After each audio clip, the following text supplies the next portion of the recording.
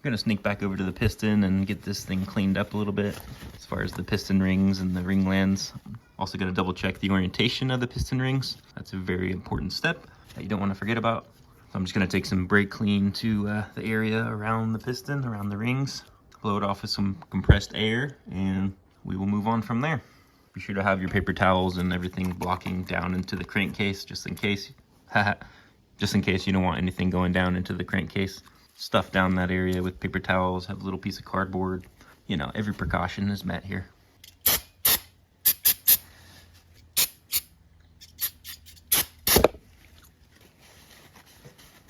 We'll be sure to oil back up the rings before we insert it into the cylinder, just to make sure it's got plenty of lubrication so we don't score the sidewalls.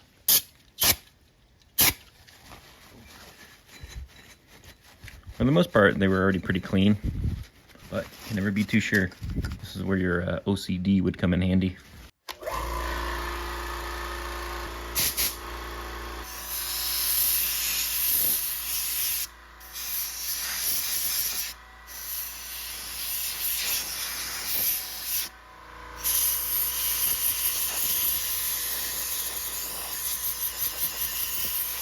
I'm gonna get the orientation of the piston rings correctly now, or just double checking to make sure the orientation is correct. So this is from the internet, from another service manual. It's a little more detailed versus what's in my manual. It kind of just tells you the direction of the gaps, but this one has each ring labeled. So I'm gonna set mine up just like these ones, as long as you don't have the piston rings up and down or left and right exact. You want them kind of off-centered a little bit. This is the same orientation that I followed the last time around, so I'm gonna do the same this time. So we're just gonna resort back to this little picture. Ring gap locations. So this is the front of the piston, So I'm gonna go ring by ring and double check that mine are in the right locations. So we're looking at this. We're gonna look for our top ring first. So our top ring is gonna be the bottom right area. So I'm gonna check for the top ring there, and also the oil expander opening. Okay, so our top ring is right here. This is our top ring gap. Obviously right here, the opening from that end to that end. So we're gonna rotate this one to our bottom right area. So like I said, as long as it's not perfectly left and right or forward and back, it needs to be off center just a little bit, almost like if you drew an X on top of the piston. That's where you want your rings to be sitting. So there's my opening, bottom right, just off center. Next, we're looking for the opening on the oil expander ring. This is just a spacer in between the top and bottom oil ring. This one could be a little tricky to spot, so it's kind of hard to see. Let's see if I get a shot of it. Bring it on down around town. So this is the super zoom that I have. This is about as zoomed in as I can get to this. As long as we can see where our expander ring ends and begins. You'll notice how it goes up, plateaus, down, over, up, plateaus, down, over. And then right here, we have two peaks that meet up.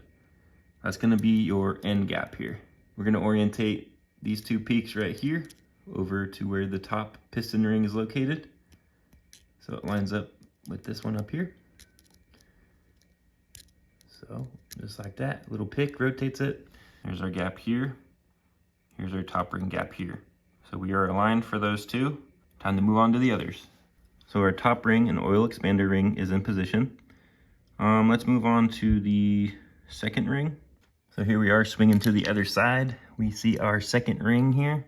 Another way to tell that this is the second compression ring, it has a little divot, a little hole, a little dimple in it.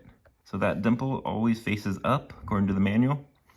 Just an FYI, if you're putting new piston rings on and you're not sure which one goes where, the one with the divot, the dimple, faces up, and it's always your second compression ring. So we have our end gap here, top left, just off the center. So now we can move on to our oil control rings, which are the two little rings in between the expander ring. If you try to rotate, the top or the bottom one, usually it rotates the expander ring as well. So you have to hold the expander ring stationary while you rotate either the top or bottom ring. So let's get these orientated correctly. Let's determine where mine are at right now. See how far off we are. Again, referring to the diagram here. Now you can see that we have our oil rings catty corner from each other. We're just looking for both oil ring end gaps to be opposite from each other. Okay, we have located the top oil ring. So we're just off where we need to be. We need to be at the bottom left, which is over here. So what I'm going to do is just use another pick and hold the position of the oil expander. I'm gonna take my other pick and just rotate that end gap to the proper position. It'll work with you. Make sure you're not wedging it with the other pick. And if it's fighting you, then kind of relieve some pressure on this expander. Just about there. I'm gonna aim for this to be my end gap location. Again, I don't know if I'm overthinking it, probably am. Okay, so we have our top oil ring end gap right here in position. Let's move on to the bottom oil ring. Okay, we're after the bottom oil ring now. You can see it's almost in position. It's just slightly off right here. I started to move the bottom ring and you can see that expander kind of rotate with it. So I'll put that back. We're gonna put this other pick in here, hold it stationary while we rotate the bottom ring just ever so slightly. And we have our end gap right in between where this little notch is. And before we put the cylinder on, of course, we're gonna double check, make sure our orientation is still correct. Some things kind of get shifted around, you know, either when you're putting on the bottom gasket or when you're trying to get your piston compressor tool to work with you. So we're gonna be extra careful when it comes to that process. And we're pretty much getting close to it now. I think I'm gonna go after I'm gonna slide the bottom gasket on, past the piston, through the studs. We're gonna have to pull out our paper towels and make sure no debris gets in there. Just getting these hoses off here. I've just been going through and kind of cleaning up the gasket surface before I obviously put the new gasket on. I wanna make sure, double check everything is clean down here. Found a little area over here hiding. After that now, I just kind of used a little bit of brake clean on a paper towel. Using my little flat scraper here, just some light scraping. And we're pretty much getting it cleaned up. Scrape that out of there. Rub it off a little bit. Pretty tight area, but you can get in there. All right, we got our bottom gasket surface all cleaned up, or as clean as it's gonna get. I'm happy with it. I'm gonna pull out the paper towels now out of the crankcase area and make room for the gasket to sit on the bottom there. You don't wanna bang it up. Okay. We're exposed again. One more little once over on the gasket surface. I went around and cleaned it with brake cleaner on a rag, made sure the surface was free of any oils and free of any debris and whatever else you don't want on a gasket. I made sure all that stuff was not on there as I touch it with my oily fingers. All right, I think I did pretty good. Not too shabby. All right, time to break into our genuine James gaskets set. The whole top end rebuild set. Same one I bought last time around. So it comes with everything you're gonna need and more for a complete top end rebuild. We're gonna look for our bottom cylinder gasket. Get out of here. Blue ones must be special because I opted not to use those last time. Here's our new cylinder gasket, bottom cylinder gasket. Just gonna do a little comparison from the old versus the new. They should be identical. One's just gonna be a little more shiny than the other.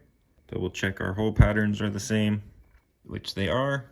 I don't believe there's a top or bottom on this. They are identical as far as what protrudes out on each side. It doesn't say anything specifically in the instructions, so I'm just gonna pick a side and use that one. So we wanna make sure that our dowel pin down here is gonna line up with one of the holes up here. We got one hole here, one hole here, one hole down here, dowel pin there. So let's go on ahead and do this nice and gently. Get it over our studs gently. Don't want to force it, just let gravity do the work. We have our stud located down here. Orientation is correct. Can't really get this wrong. So this is my piston ring compressor kit. Picked this up, well, the last time I had to do this job on this Harley of mine. I'll link it down below if you guys are interested. You're gonna need one of these to get the job done. You can either rent one or buy one. Pretty reasonable. It wasn't very much. Oops. I always open it upside down. Goober. So here we are. Here's our fancy dancy kit. Comes with all different ring sizes, piston sizes, whatever you need for your application. This is actually an automotive ring compressor, but I mean, basically it's the same concept, right? So I actually have one marked from the last time I did this. This one is going to be, this one can accommodate 3 3/8 up to 3 5/8. So in between those, that's my piston diameter. It says bottom arrow that way, but I found it easier to put the arrow down. I don't recall why I did that. I think I read it online that it's easier for something. I guess I'll find out. Not much to it. They're kind of fun to play with, I gotta tell you. Earlier I got the cylinder nice and cleaned up with the brake clean. Basically just, you know, sprayed the brake clean inside and out. Wiped it down with the paper towel. Cleaned it repeatedly until the paper towel pretty much came out clean when you're wiping down the inner bore. You want to make sure it's super clean before you apply your oil to the walls, just before we slide on that piston and the rings. So same with the bottom gasket surface. Got that all nice and cleaned up, brake cleaned. So we are in good shape for our cylinder. I'm just going to use some of this Sin 3 that I have on hand just for our lubrication in here and also on the piston rings. All right, well, let's lube up the cylinder wall here. Take a little cap full of this. Just gonna work it around. Again, cleanliness is your best friend. Want to make sure everything's nice and clean.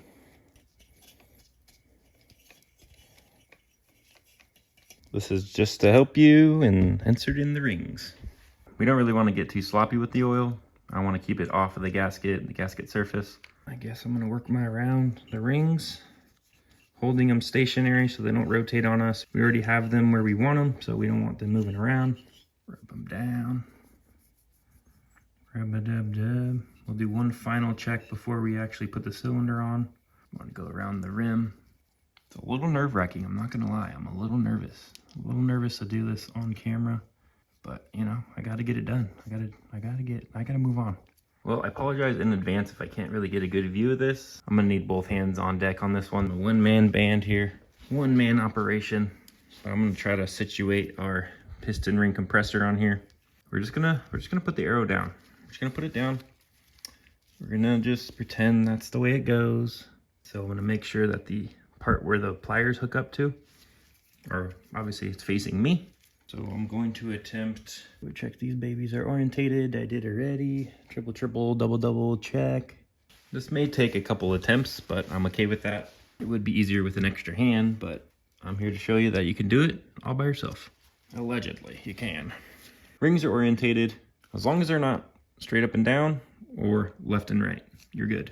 Now I have to go check the other side real quick. There we go there. Our oil expansion ring is in position. And our bottom oil control ring is in position. Okay. All right, everything looks good. Everything looks factory. So I'm gonna basically expand this open, try to get this over the piston rings without disturbing them too much. I might have to get on the inside of the cylinder stud here. Abort mission. I really don't want to rotate it with it on in fear that I'm going to ruin the orientation of the rings. I'll just lift it up and off. Double check the ring position. Good. Now we're going to shoot the gap in between here, in between the two studs.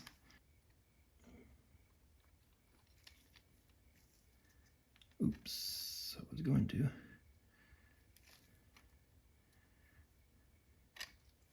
So now we're in between the studs. Now let's attempt to crank this baby tight, compressing our rings. A little tricky. Dang it. Of course, my fingers are all lubed up as well. We don't want to crank down too much yet because we do want a little lip at the top. That'll kind of guide the cylinder head right in. There's enough perimeter here to get that cylinder head started. Once you think you are golden, give it one more click. Should be able to have it balanced where you get your cylinder head now. Okay, let's see. So I left a little gap around the whole piston, which is gonna allow us to just set our cylinder head base, and that should guide our pistons right through and inside the cylinder. If all goes well, that is. So we got our lubed up cylinder waiting over here. We're gonna bring it over. and attempt to get this thing installed first try. Wish me luck. No pressure. All right, we're rolling. Here goes nothing. Make sure you have your cylinder orientated correctly. If you need a clue, just look over to the other cylinder. We're gonna line up all the holes. Again, apologize for the view, but this is real time right now, right here. Me, myself, and I getting things done. Match the angle of the studs.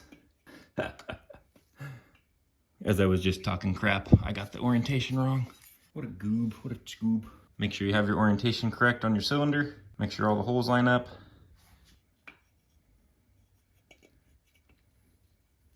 Don't screw this up, Jakey. It's a horrible angle. Oh God. Just risking it for the angle. Okay, like I said, we're just gonna angle the cylinder to about where the studs are. Give it a couple putts, little bats.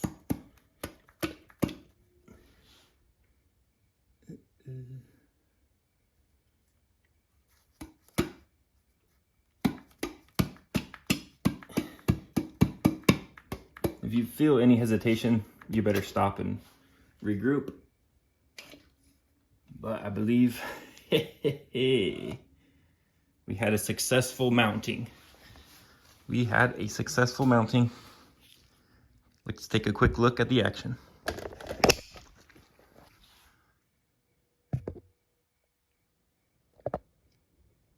Very nice.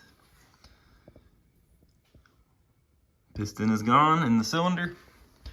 Let's rescue our tool real quick before we smash that thing.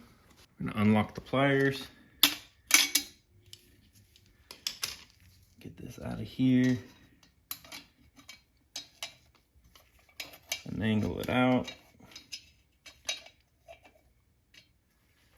We're free. Gasket still seems aligned. Everything is good over here. Now we will continue. Let's press the cylinder down and in place.